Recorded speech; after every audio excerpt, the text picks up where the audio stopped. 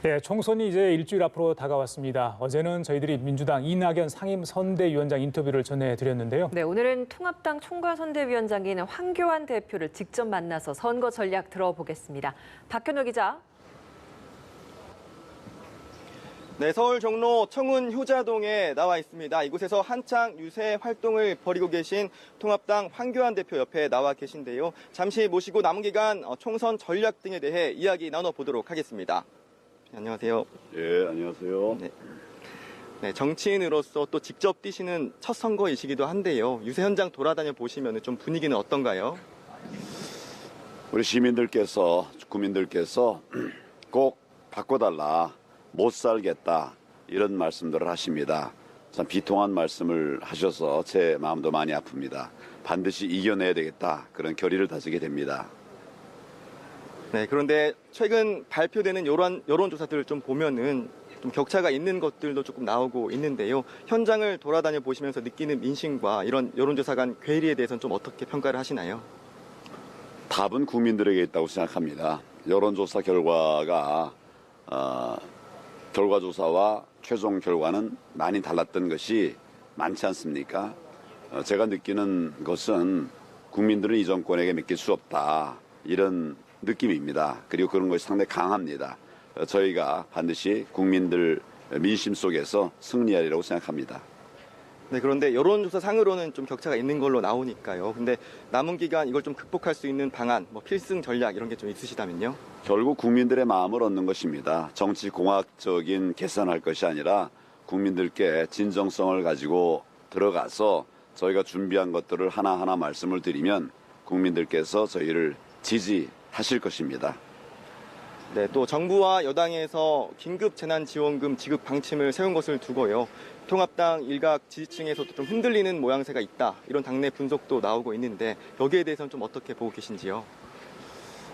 저희들이 얘기하는 것은 지금 긴급 재난 상황 속에서 국민들에게 가장 직접적이고 실효성 있는 이런 대처를 즉각적으로 하자, 그런 것입니다.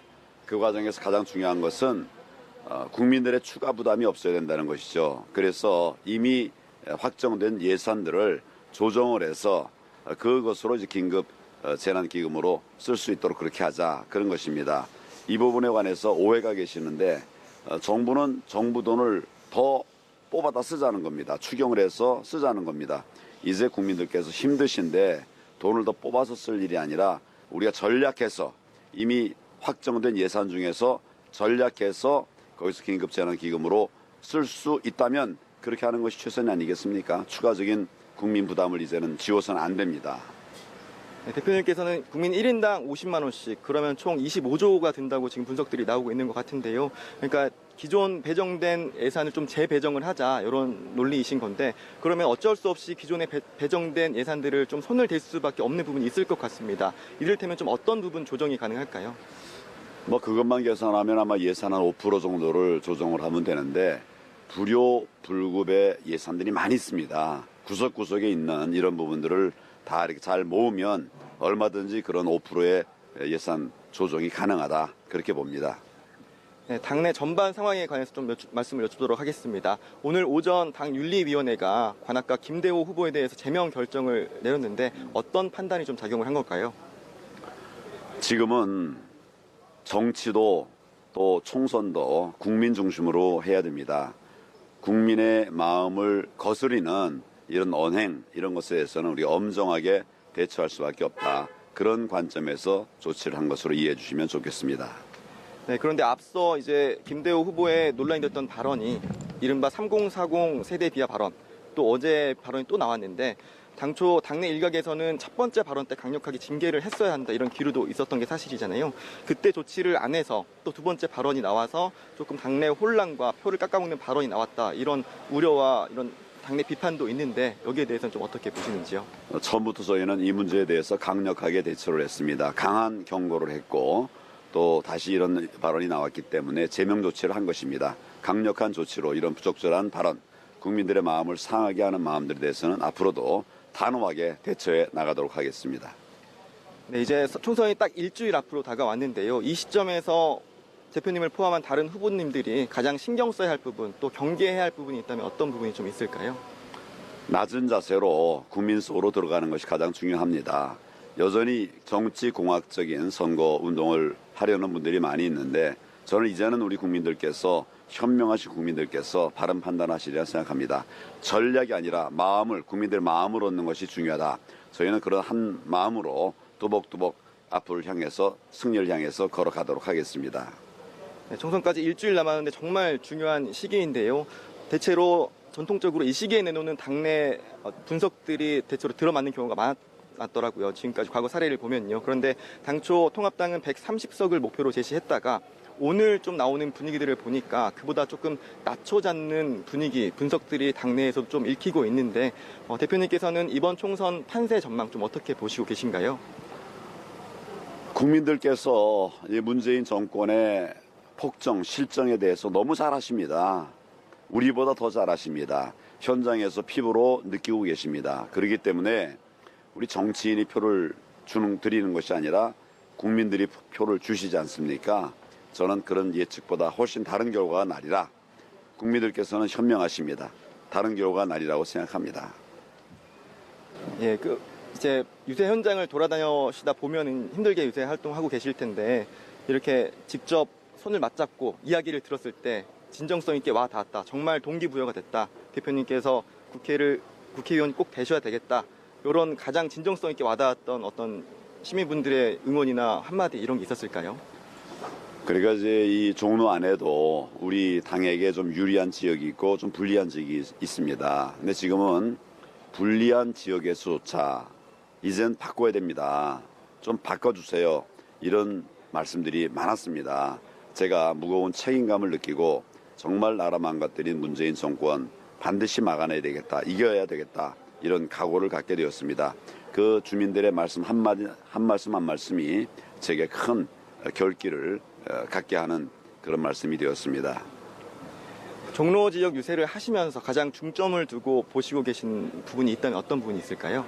종로는 본래 정치 1번지, 경제 1번지, 또 문화 1번지, 뭐 1번지가 많이 있는 이런 좋은 도시였습니다. 근데 지금은 그것이 이제 많이 무너졌는데 유세뿐만 아니라 그 과정에서도 종로를 다시 살릴 이런 방안들을 마련해 가기 위해서 노력을 했습니다. 그 하나하나들이 다 쌓여서 우리 종로 주민들에게 평가를 받으리라고 생각하고 이것은 일회성인 총선용 메시지가 아니라 앞으로 종로를 정말 귀한 도시 아닙니까? 다 살려내기 위한 노력을 앞으로도 계속해 나가겠다 하는 말씀을 드립니다.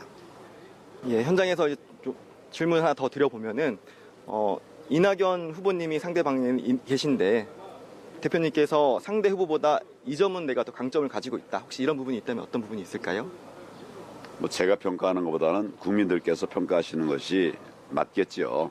근데 국민들께서는 아마 그렇게 생각할 겁니다. 정치를 오래 해가지고 어떻게 보면 구태 정치의 행태를 보이는 그런 분보다는 새로운 정치, 변화된 정치를 하려고 하는 후보를 국민들께서 지지하시리라 이런 생각을 합니다. 저는 과거에 정치공학, 구태 정치를 벗기 위해서 정치를 시작했고 또 새 정치를 펼치기 위해서 노력을 하고 있습니다. 국민들께서 과거가 아니라 오늘의 또는 미래를 바라보면서 이런 정치의 변화, 정치인들의 변화를 희구하시기 때문에 반드시 그 국민들의 뜻에 맞는 그런 정치, 그런 총선을 할 수 있도록 그렇게 노력을 하고 있습니다. 국민들께서 이런 부분을 평가해 주시리라고 생각합니다. 그러면 이제 안팎으로 이제 과반을 당초에 목표로 제시하셨는데 과반 의석수를 확보를 하셔가지고 다음 국회에선 좀 변화된 모습을 국민들이 기대할 수 있을까요? 예, 국민들께서 이 정권의 폭정에 대해서 심판하실 것이고 그렇게 되면 우리가 과반을 얻게 될 것입니다. 그렇게 되면 잘못된 법안들, 공수처법이라든지 잘못된 선거법 개정하고 우리가 정말 미래를 향해서 나아가는 이제는 좀 바뀌어야 되리라고 생각합니다. 과거의 메인 정치가 아니라 미래를 향하는 정치, 말로만 그렇게 하는 정치가 아니라 실제로 그렇게 변화해가는 그런 실정 정치를 나가도록 그렇게 노력하겠습니다. 대표님 마지막으로 저희 연합뉴스 TV 시청자분들께 하시고 싶은 말씀 있으면 한 말씀 부탁드리겠습니다.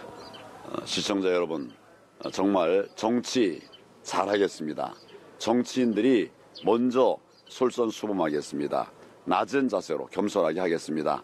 정치에 대해서 한번 다시 바라봐 주시고 또 좋은 조언도 많이 해주셔서 우리나라가 정치와 함께 발전해 나갈 수 있도록 도와주시면 감사하겠습니다. 최선을 다하겠습니다. 대표님 말씀 감사합니다. 여기까지 말씀 나누겠습니다. 감사합니다. 수고했습니다. 네, 지금까지 종로 유세 현장에서 통합당 황교안 대표님과 이야기 나눠봤습니다. 감사합니다.